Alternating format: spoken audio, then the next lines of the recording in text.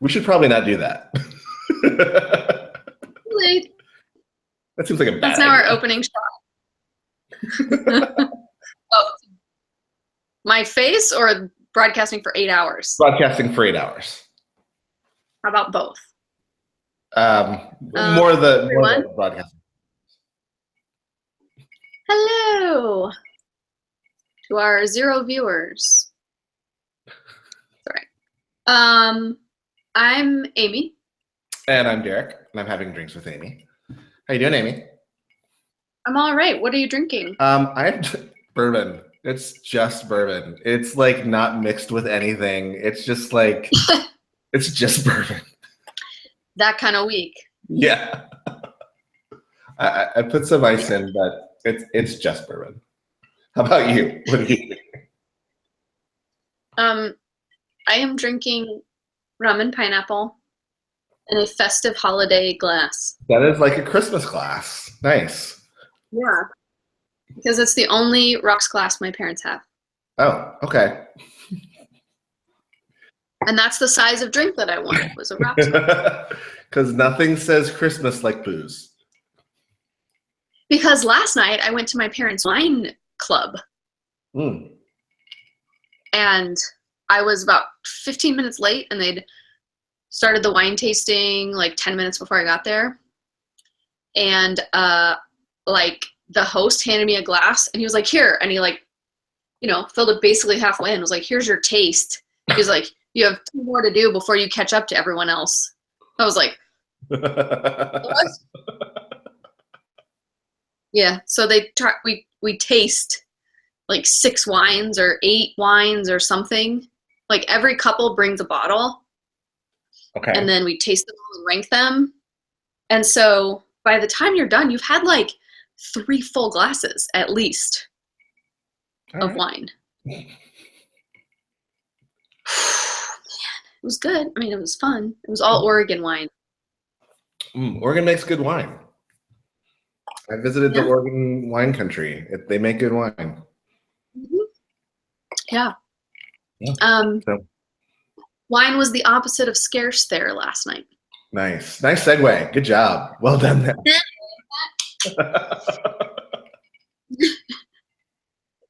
Speaking of scarcity. Nice. Whoa. How did you do that? That was so smooth. Oh, I'm talented. So we're talking about scarcity today? Yeah. And this is like oddly one of my favorite topics. Why is that? I know. Because it's just so damn sneaky. And complex. And like I feel like one time there was this episode of Grey's Anatomy where they had this tumor that was like wrapped around all these different organs, and so they made a 3D, they like used the 3D printer to print it. Okay. On the scans, and then that prepared them to like actually cut out the tumor, and then the surgery was successful. Okay. And I feel like spiritually, scarcity is that tumor that is like wrapped around all the different spiritual organs and muscles. And it's like, you know, once you think you've gotten all of it, like little arms and tendrils of it all over the place. Interesting. I like that. I like that a lot. I mean, I don't like the concept. I like the analogy. So how are you defining scarcity then? I am defining scarcity as the message that there is not enough. Mm-hmm. Not enough food, not enough shelter, not enough money, not enough time, not enough love. Mm. The notion that I am not enough. That is scarcity. So scarcity is defined by the feeling of a lack of something. But like the painful lack of something. And I find that scarcity is very paralyzing. Mm-hmm. Yeah.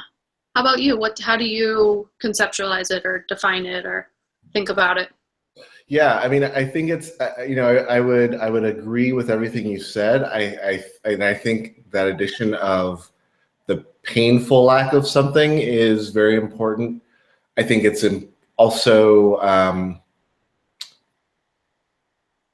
this may seem painfully obvious, but it's the lack of something precious or valuable, right?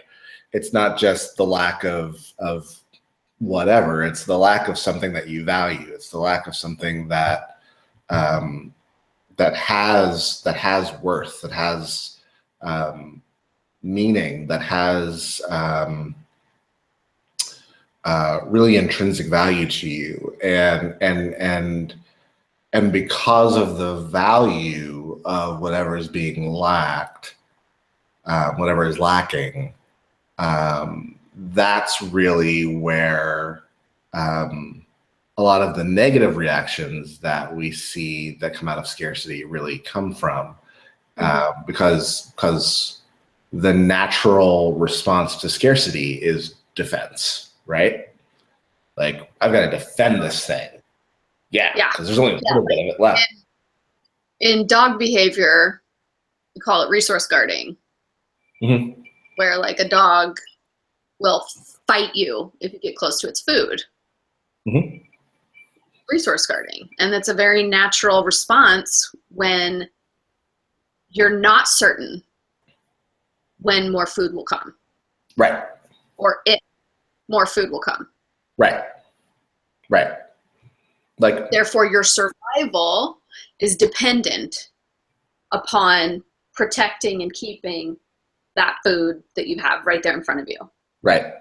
And that's what I find to be the most dangerous thing about scarcity, is that it initiates extremely short-sighted decision making. Mm. Yeah. Yeah. Very short-term thinking. So that it's like, because I don't know if more food is coming, I am going to fight tooth and nail and freaking kill someone to keep what I have. Yeah. Not thinking like, oh, if I kill this person, I'm going to prison.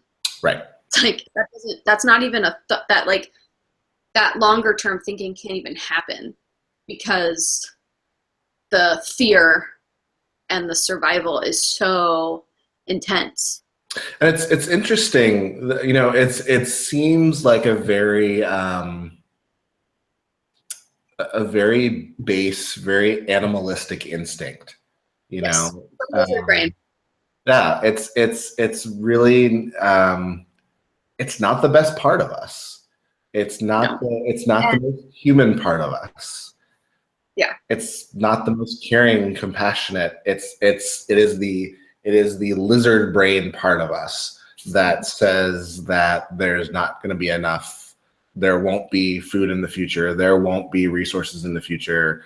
There won't be love in the future. I love that you included love in that, in your definition. That there won't be enough acceptance in the future. There won't be enough whatever in the future. It's very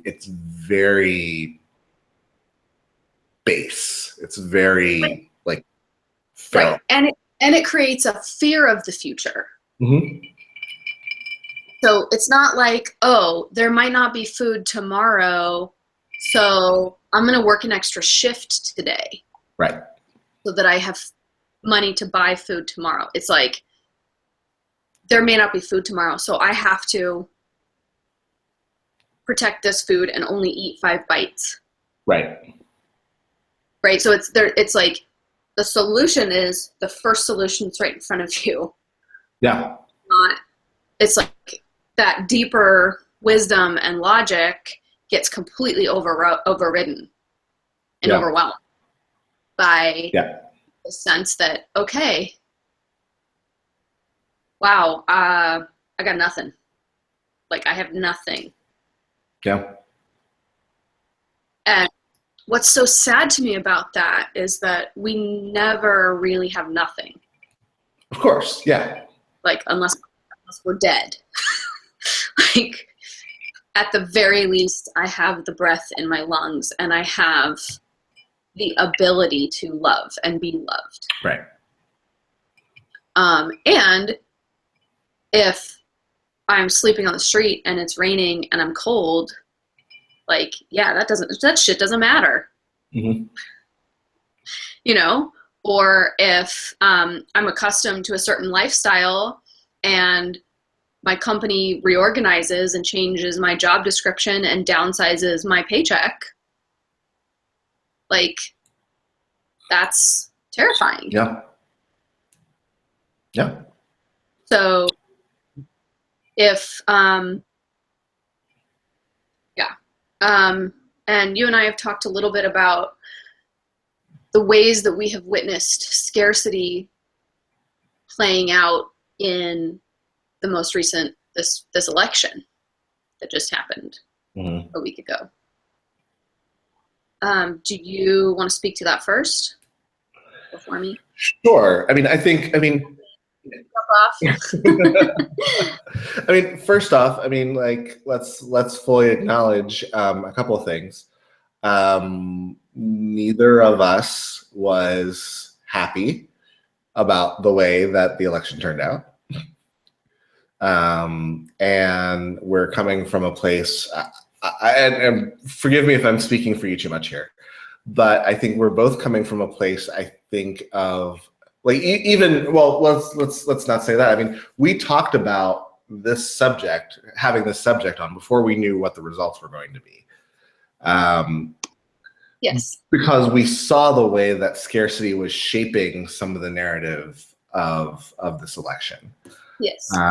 We saw that, we see that some of the fear of what's happening in working class America is the scarcity of resources, and for almost all of America's history, the scarcity of resources for working class white folks, people of color have been scapegoated for that scarcity of resources. And so that's immigrants, that's Muslims, that's Black people, that's anyone who, and let's be honest, that's also women. Like, that's also in the workplace, that's also women. Because a lot of the people who are fighting for the idea of a America that was great again are people who want to return to a place where men were uncontested as being on the top of the food chain. They're returning to America that was great for them. Exactly. The America of the 1950s, where white men were the undisputed champions of civilization. Even the 50s. Yeah, we don't have to go back that far, but the 50s is just a good decade to scapegoat. Right. So I think that there are a lot of people who were able to, and honestly, I don't think it was forgiving or bypassing the racism and the sexism. I think it was flat out ignoring the racism and sexism because of a fear of economic insecurity. That doesn't justify allowing those things in any way, but because privilege is what allows you to ignore those things. But I do think that there were a lot of people who were able to ignore the bad behavior of their candidate and a lot of the hateful rhetoric that surrounded him by focusing on their economic fears. Yeah, because all that other stuff wouldn't affect them that much. Exactly. And so they got to pretend that they weren't affected that they won't be affected, and we're able to say, I'm going to vote in my own personal interests for me and mine, and this person represents the interests of me and mine, and is speaking to the interests of me and mine, and the other person wants to spread the wealth in a way that's going to hurt me. Yeah. So, how about you? How do you see this idea of scarcity connecting to what we just experienced a week ago? And it's weird that it was a week ago. Yeah.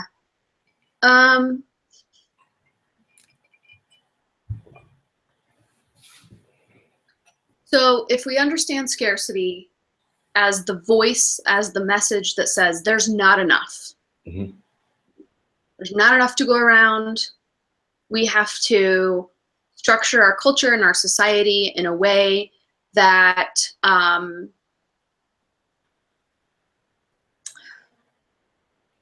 me start over.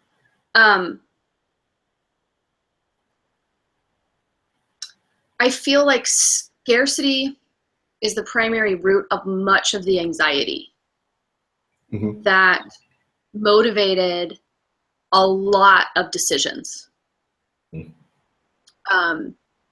And that has been a motivating factor in politics for a very long time. Like, let's be clear that this election is not an anomaly. True.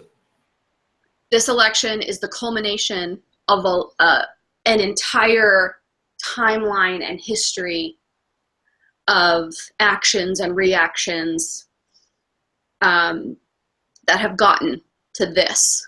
Yeah. You know, what I see is it's like someone says, I was an auto worker and my jobs got shipped overseas. Mm-hmm.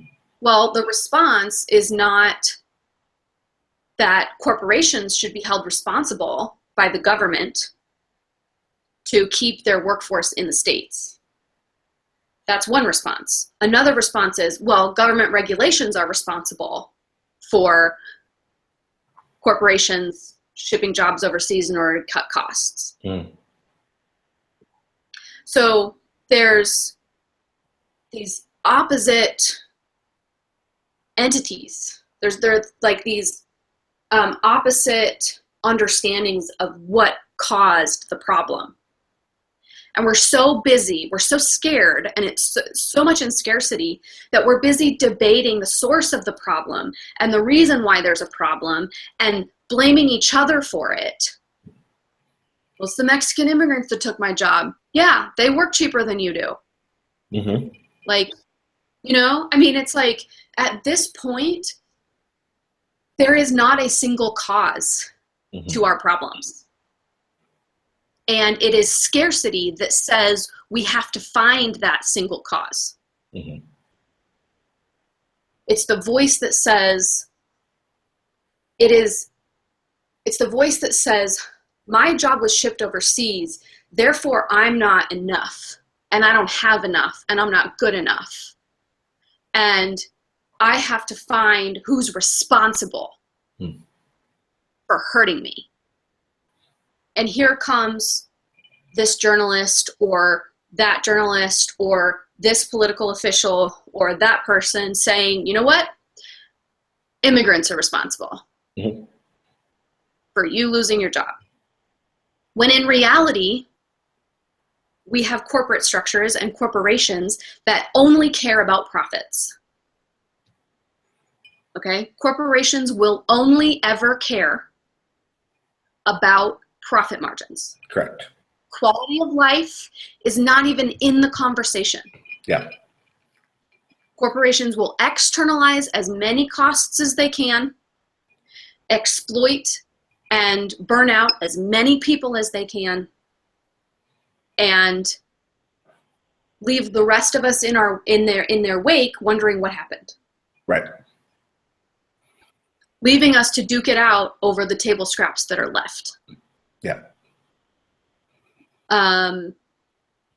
That's what happened when the bottom fell out of the subprime mortgages. Yeah. Yeah. The government bailed out the banks. So who was left to suffer? The American people, the ordinary people. And as long as poor white people are fighting against everybody else, we're never going to see that we have the same things in common. The same injustices are affecting all of us. Yeah. We are all oppressed economically because we are all at the mercy of a system that keeps a small group of wealthy people in power and perpetuates that power. And that's the biggest criticism against Hillary Clinton, is that she's in that inner circle. She's part of the Washington elite. Yeah. It doesn't matter that she's fought for 35 years for human rights and affordable health care and all of these different things. Apparently, she personally hasn't suffered enough to understand the plight of the ordinary person. Yeah. I don't know how Donald Trump fits that every man. You mean Donald Trump with his gold covered bathroom and his gold covered elevator and his $1 million loan from his dad to get him started?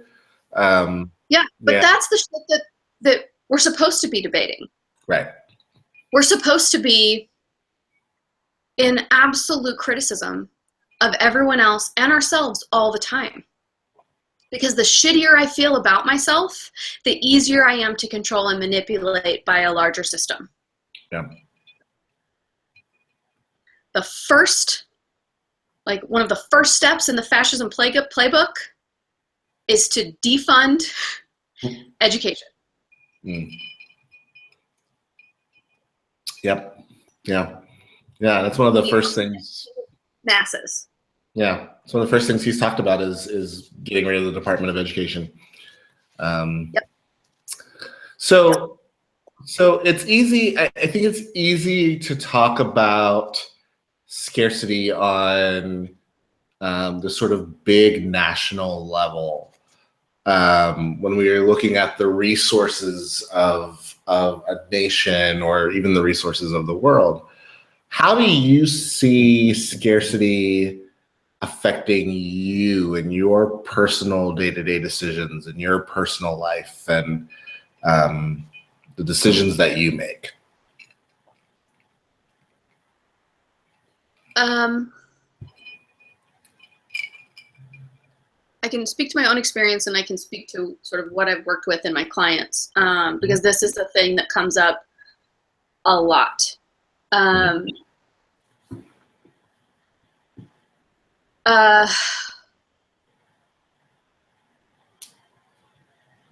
do I start? So one thing is economic scarcity and sort of a paycheck to paycheck existence. The deep, deep insecurity of it's the second day of the month. I'm waiting for my rent check to clear and I cannot breathe. Cannot breathe until that rent check clears. Number one. Number two, I can't buy groceries until that rent check clears. Yeah. I cannot,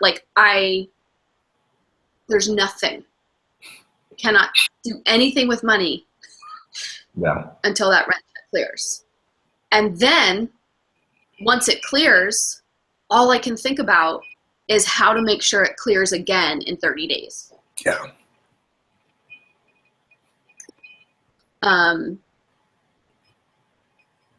And being 3 to 5 days out from the first of the month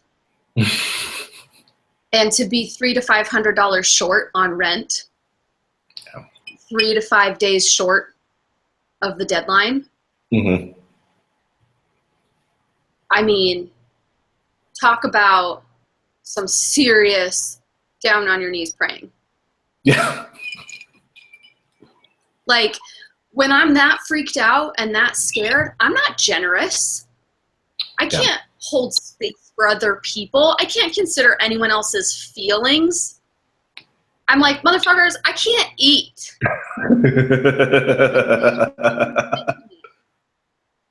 Yeah. Right? And that's the place that people voted from. Mm-hmm. That place of, I can't eat. Your feelings don't mean shit to me. Yeah. And that is what devolves our relationships. Another way that scarcity plays out is, so just to be clear, I've pretty much been underemployed for about 6.5 years.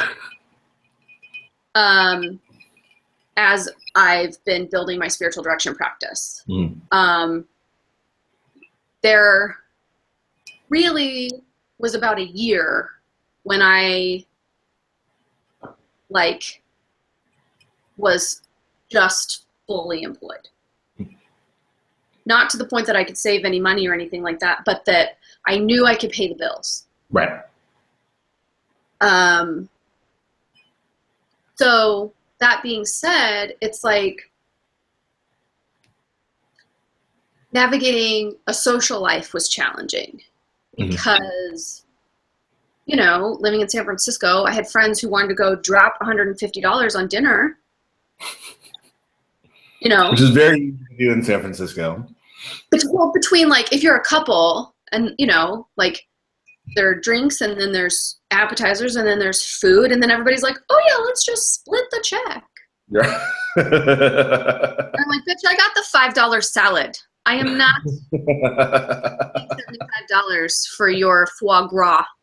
Right. Okay. Yeah. So, after a while you stop getting invited to things because people know you can't afford it. Yeah.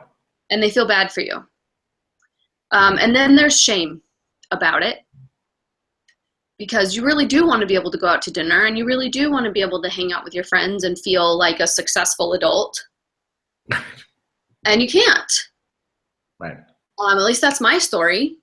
I have had friends who stopped inviting me to things because they knew that it would be a financial hardship for me to be involved. And so then my ability to, the amount of love in my life is now scarce. Because the friendships are dwindling. Because I don't have the money to do the things that everyone is doing. Yeah. I'm not going to drop $150 on a festival ticket and go have an epic weekend. I'm working anyway. So then it's like, okay, this economic reality is now my entire reality. Yeah. Because I'm not sleeping and I'm not self-care isn't even an option because that is something that happens when the bills are paid. Yeah. So those are the voices of scarcity that come out in my mind and in my experience is it's what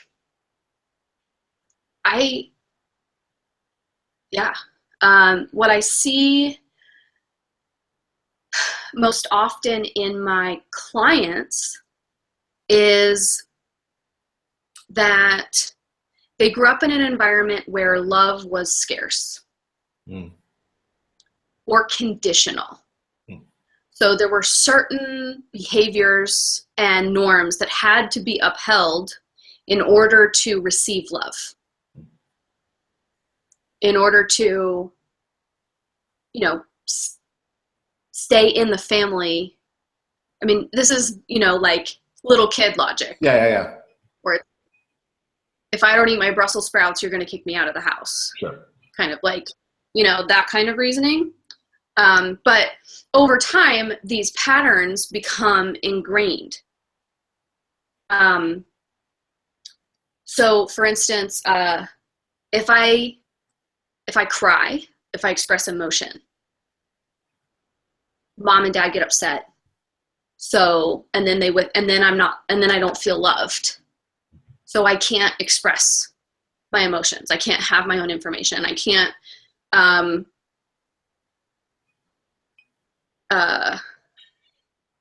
can't share. I just have to be quiet. So I'm not even going to listen to my own information because it's already silenced. I'm silencing myself now. And when you're a kid and that be your ability to have love given to you is dependent upon that silencing and being silent, then you grow up and it's like, oh, you're able to provide your own housing and your own food, and you actually, like, as an adult, it's possible to source love from yourself, number one, and number two, to create and nurture the relationships that are reciprocating the love. And at the same time, that pattern of staying silent about your own feelings is still there. And now as an adult, the people around you are asking for you to express your feelings, but you can't because you don't know how, because you never developed that skill. Because you're because love was scarce. And in order to get that love, you had to be silent.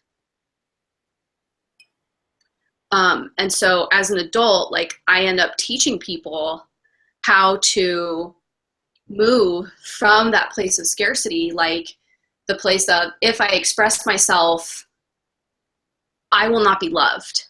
If I express myself, I will die. Like, that's kind of the mismatch of logic, because when you're a kid, if you're not loved, you're dying. Oh yeah. You don't have love, you're dead. If your parents don't love you, they're not going to provide for you. That's just like, in the little kid body, that's fact. And we just know that instinctually. And so as an adult, then the pattern is expressing myself equals no love equals no shelter equals death. And so suddenly expressing yourself will result in death. Right. So self-expression becomes something to be feared and avoided at all costs, which gets in the way of, like, healthy relationships and being successful in your job, because when you're an adult, people want to know what you think and they want to know what you feel. Yeah. So there has to be a shift in that sort of survival mode that gets triggered by the scarcity of the childhood. Yeah. And it's so tricky because self-expression equals death. And it's like, it's kind of a tangled web. So, like, going back to that analogy of the tumor, with its wrapped around all the different organs and that has its little tendrils in all the little places, it can take a lot of time and a lot of energy to unravel all of that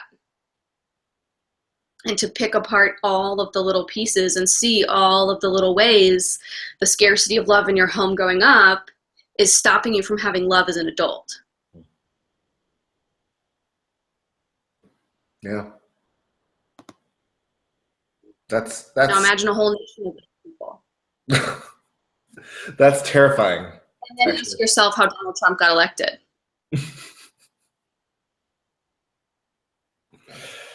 Yeah, I mean, that's a lot to digest. That's a lot but no.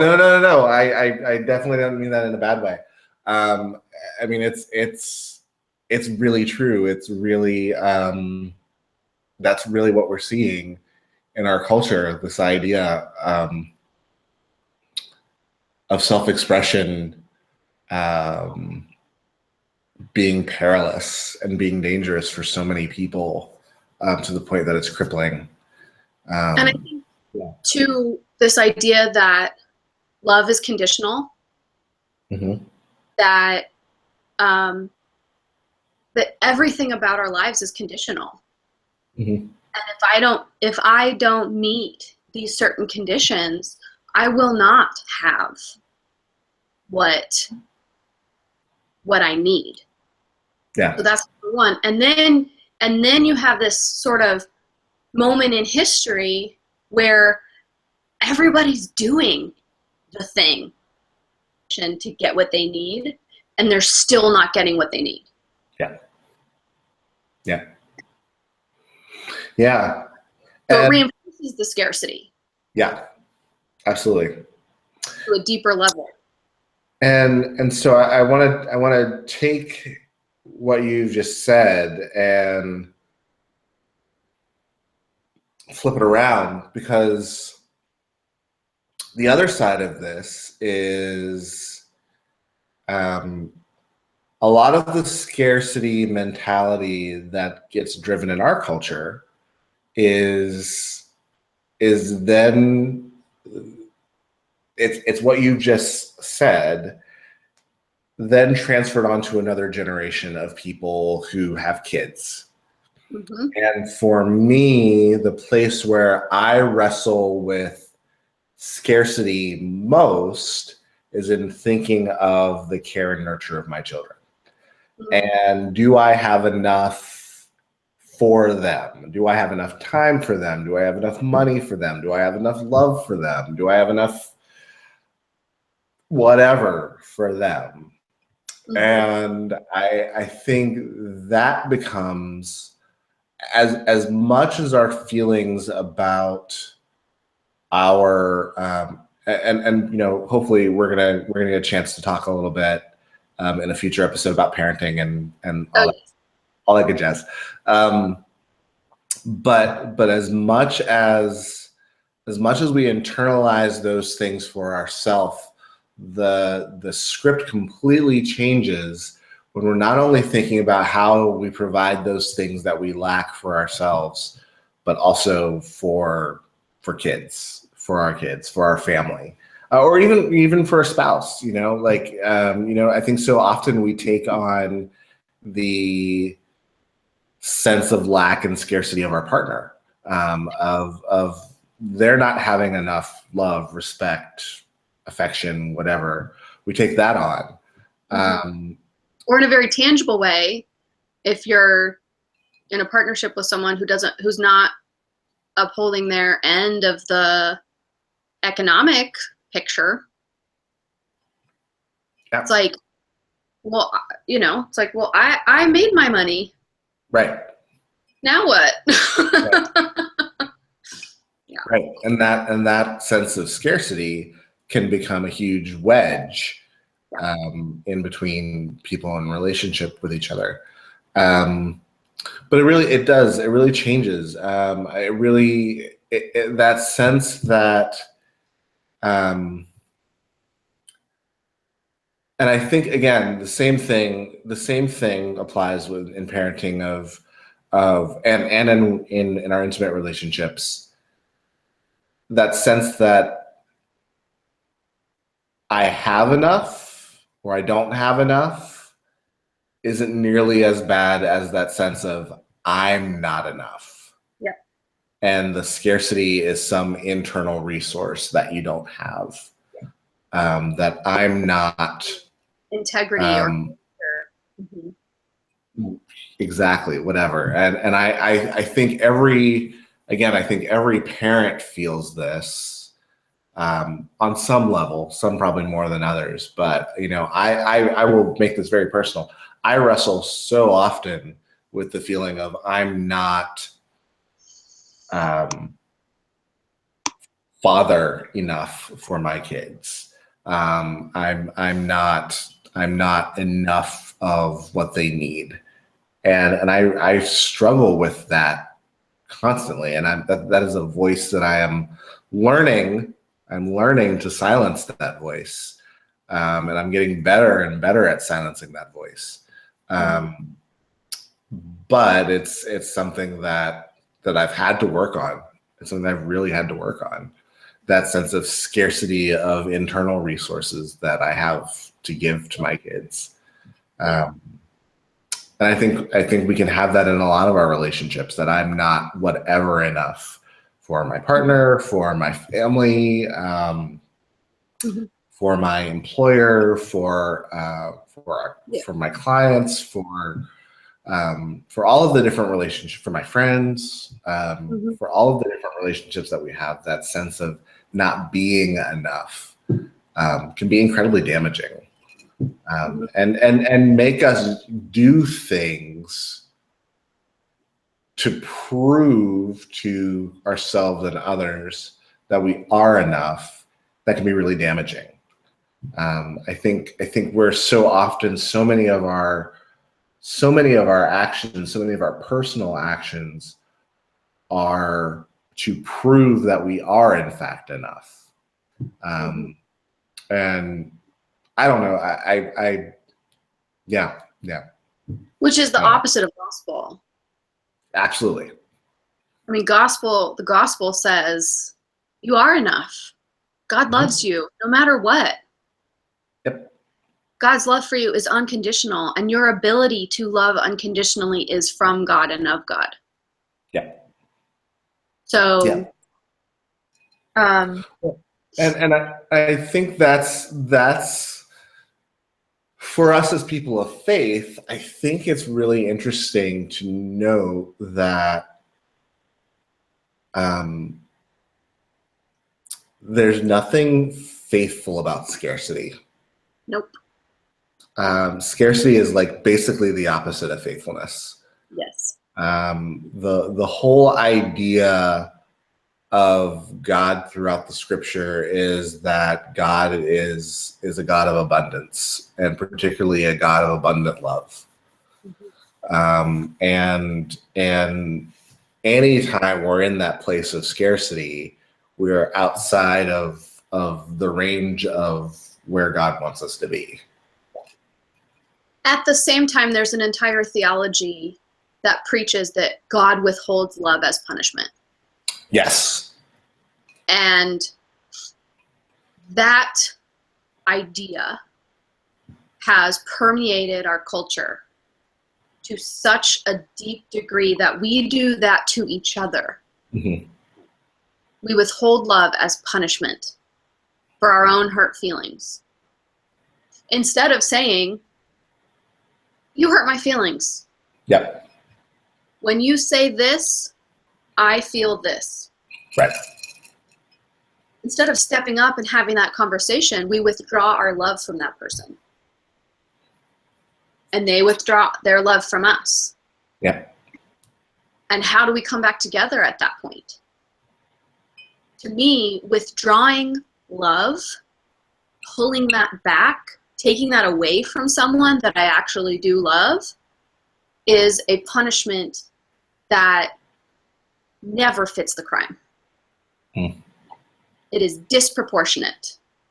And it comes out of my own insecurity and my own fear and my own scarcity. Yeah. You don't deserve my love because you can't pay your half of the rent this month. It's like, that actually doesn't, I mean, you know? Yeah. There's a disconnect there. Like, that's kind of, or even like you said something that hurt me. It's to withdraw love at that point is still wildly disproportionate. Yeah, and it's that idea of conditional love. And conditional wealth. Like prosperity gospel, like you're poor because God thinks you don't deserve it, or you haven't worked hard enough. It's like, hold on. Yeah. We live in a capitalist society where there's a lot more factors than God. Yeah. Yeah. Start. Yeah. I mean, where I'm coming from, God gave us free will. Yeah. And the minute God gave us free will, God's like, I don't know. No. I mean, God, relinquished the ability to be a puppet master by giving us Right. free will. And so we would be remiss to not look at the larger structures that have contributed to the loss of that job.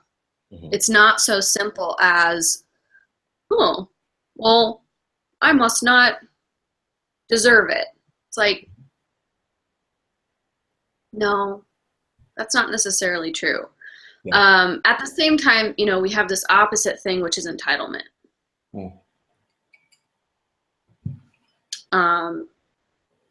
Which may be its own show. No, maybe its own episode. Maybe. But entitlement says, I have a right to this, and you're denying it from me. Right. So screw you. Yeah. Yeah. So, one of the reasons that we wanted to do this topic today was, one, we knew that we were going to be right after the election, but it's also our last show before Thanksgiving. Yep. And one of the things that I think we both kind of identify as sort of antidotes to this disease of scarcity is gratitude. Yep. And so I'm curious to hear from you, how does gratitude push back against this feeling of scarcity?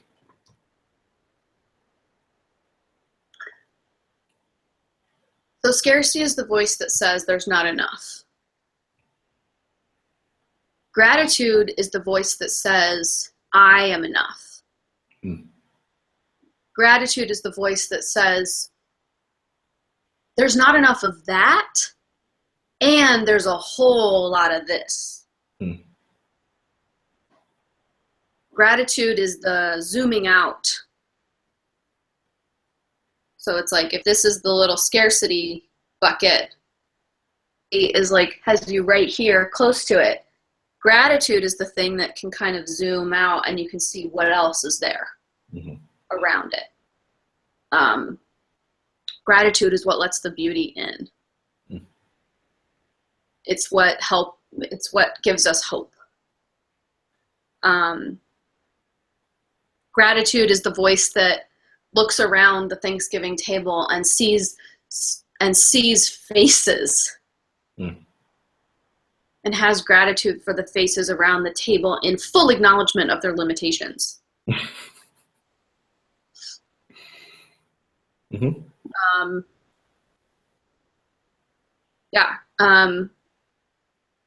Gratitude is the practice that grounds us in love in the midst of scarcity. It's the perspective that pulls us forward and beyond the scarcity. So, a lot of folks complain about their families and, oh, Thanksgiving's gonna be terrible because I have to talk to my Republican uncle and blah, blah, blah. Yeah, that's true and that's real. And there's more there. Turns out your uncle knows everything about the Cubs. And he has a crazy memory for baseball statistics. And yeah, you may have to do a little bit of work to push through how offended you are by his whatever in order to ask about the Cubs and how they're doing. But ultimately, it's worth it. It's worth it to have a connection with the people around you. It's worth it to me to have a connection with my family. I mean, I don't agree with a lot of them about a lot of stuff. and they're my family. At the same time, and this is kind of a caveat to this, if you're coming from a family that is abusive, coming from a family that does withhold love, manipulates you in order for you to pick up the table scraps of love that they leave behind for you, you do not have to go to Thanksgiving. No. You have to engage with them. You do not have to forgive them. You do not have to extend any kind of love or courtesy to them that would be damaging to you. Yeah. So let's just put that out there to be clear. Yeah, absolutely. Absolutely. And if it's like, you know, these, what I consider to actually be somewhat superficial things that divide us, I invite you to take that extra step, make that extra effort to meet that person in the middle. Because it's only through the practice of unconditionally loving the people around us and taking that step towards them to meet them halfway that we have any chance of moving forward as a country. Yeah. So Thanksgiving dinner is an opportunity to have the experience in your body of stepping into the room from a place of love and compassion and grace, to practice graciousness with the people around you, to navigate disagreement without taking love off the table because there's disagreement. That's my invitation of a spiritual practice for Thanksgiving. And gratitude is the first step in that process.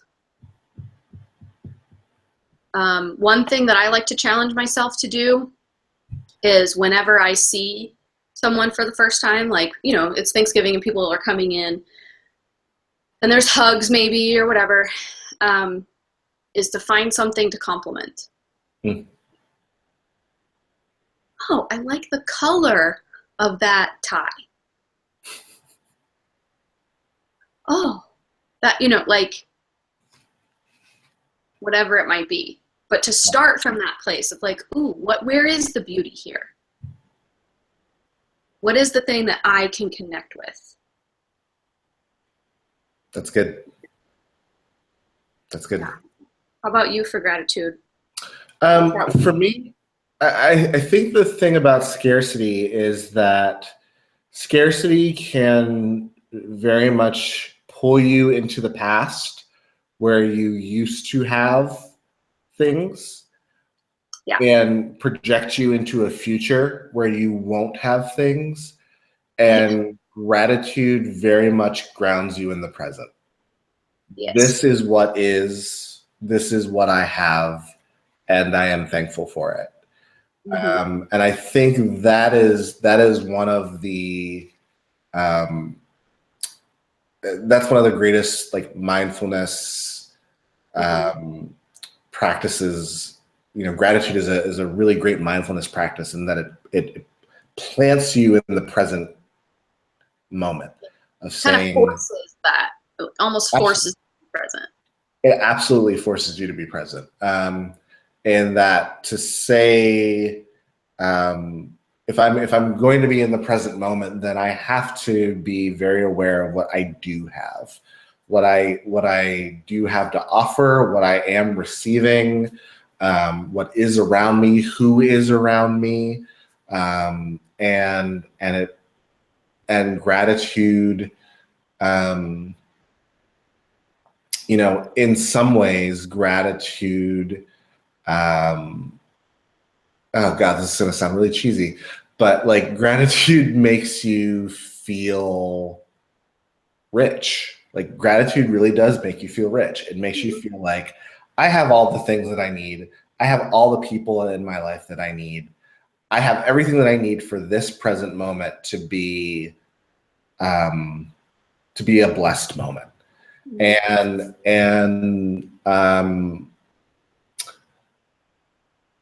you know, I think even like, I feel like even more than that, gratitude is the thing that says, you know what? I don't have enough food or money right now. And it won't always be this way. Right. Absolutely. And I don't have enough food and money, but I have relationships, and I know that if push comes to shove, I have a person to call. I have this set of skills, and I can do this kind of work. And yeah, it won't always be like this. It's what gets back into creativity and seeing a way forward and progress and evolution and innovation and all those really good things. Yeah, and I think there's something just infinitely hopeful about gratitude. To say that we're thankful for what we have, to say that we're thankful even for the possibility of a better tomorrow, because there's gonna be one, you know. So I think that, and gratitude lowers your defenses. It lowers your all of the Allows you to be all of that like clenching and grasping that we do. Like it makes you like kind of release and open and be more free in the world. And I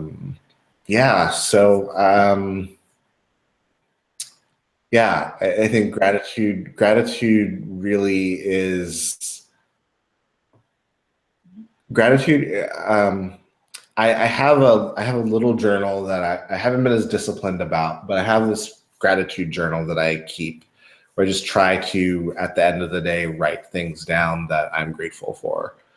I've not been nearly as disciplined about it, but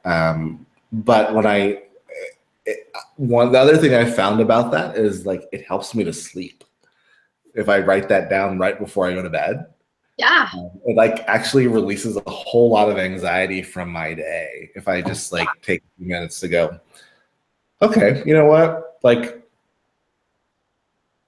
even if like on the whole the day sucked, if I can like take the moment to find 2 or 3 things and say, this was really good about today, it actually is a release, and the anxiety of the day kind of goes away, and you're able to kind of like let go for the time that you need to go to bed. So, yeah. Scarcity is a gateway to catastrophe. Yeah. Like catastrophic thinking. Yeah. And so, yeah, like gratitude kind of brings things into scale. Yeah. Yeah. Mm-hmm. Yeah. So, yeah. Are you like a spiritual director or something? What's that? Are you like a spiritual director or something? I am. I'm not, but I play one on TV. So what do you got going on these days? What's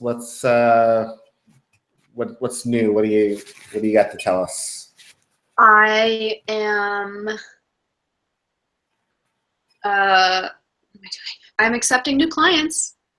Excellent. Yay! And I'm working with a large contingent of people in Kansas City to stay in social justice action in the face of this incoming administration. I participated yesterday in a day of action where we called all of our local, state, and federal representatives and told them, expressed how much we did not want Steve Bannon in the White House. Good. Yeah. Cool. Really, like, like they were tired of getting phone calls about it. Yeah. Good. Actually, Emmanuel Cleaver from Missouri tweeted last night that he had signed a letter to the effect of basically Steve Bannon has no place in the White House. Nice. Yeah, so that feels really like tangible, which is nice. And I've just been meeting like so many brilliant people who have such good hearts and good intentions, and you know, it's like they want to do something and they want to help. And I feel like there's an entire generation of activists that was born Wednesday morning. Yeah. And that's really like, people can have their judgments about like how late in the game that might be, but I'm one of these people that's like, well, better late than never. Yeah. Well, and I think a lot of people needed to see that this was possible before they really had that fire of activism lit for them. Yeah, and I mean, we could do a whole nother hour about, you know, the role that misinformation and the media played in this election. Yeah, yeah. But yeah, so that's what I'm up to. I'm actually thinking about starting a Patreon thingy. Yay. Because I'm really sick of not having enough like really prophetic Christian voices that aren't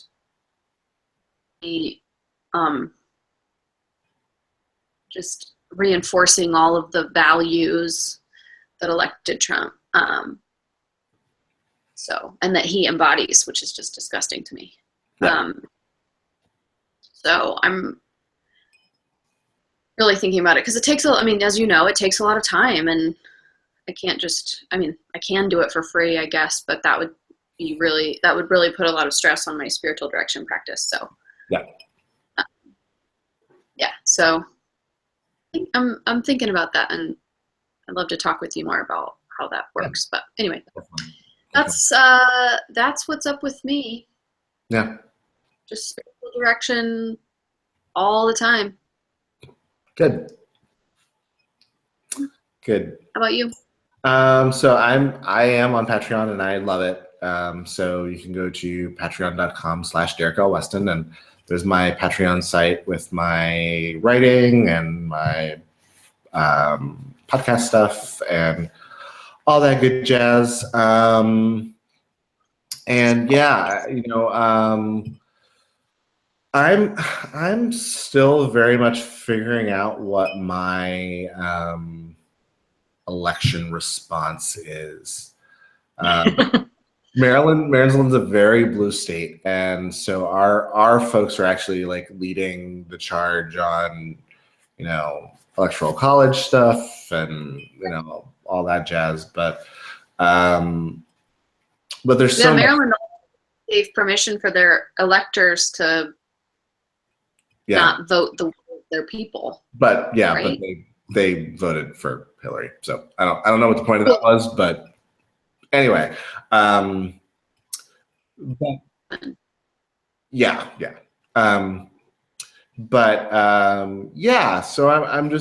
thinking about that a lot. Thinking about kind of what needs to be done, and I don't know. One of the things that I'm monitoring very closely is it seems like the future administration is moving forward with the idea of Muslim registration. And I really do want to encourage people that if that comes to pass, to please register. I definitely plan on doing that. And if that happens, I will register, and I will. So I'm working with Goucher College, which is nearby me, has the Institute for Islamic, Christian, and Judaism Studies, and we've been doing this program for about a year now of reimagining justice in Baltimore. And it's been a really great interfaith conversations. And so I'm actually meeting with that group tomorrow night, and really just interested in hearing what my Muslim friends have to say about what happened last week. So That's really what's kind of on the forefront of my mind right now. Yeah. Gratitude dictates that we listen Exactly. to each other. Exactly. Because you know what? I'm super grateful for all that they've added to my life and the conversations that I've been able to have because I have Muslim friends. And I don't want to see that go away. Yeah. So it's also unconstitutional. There's that. I mean, and awful in all of the ways. It's inconsequential, really. Yeah. But I mean, it's also just evil. So there's that. So we'll be back in 2 weeks. Yes, and we were originally planning to talk about parenting, which I guess we could do. We were talking about doing parenting and having my parents on as guests, and that week my mom is in a painting class. So I don't know if she'll be done by 8 or not. So that theme of that might have to. We're flexible. No. We're flexible. Because we want them. There will be an episode. There will be an episode. And we will talk about something. Yes, we will definitely talk about something in 2 weeks. Yeah. So tune into Facebook to see what that is. Exactly. We'll talk about something in 2 weeks.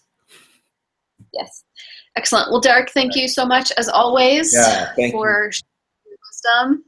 Absolutely. My pleasure. It's good to see you. Always fun to talk with you. All right. Awesome. Happy Thanksgiving. Happy Thanksgiving. Bye.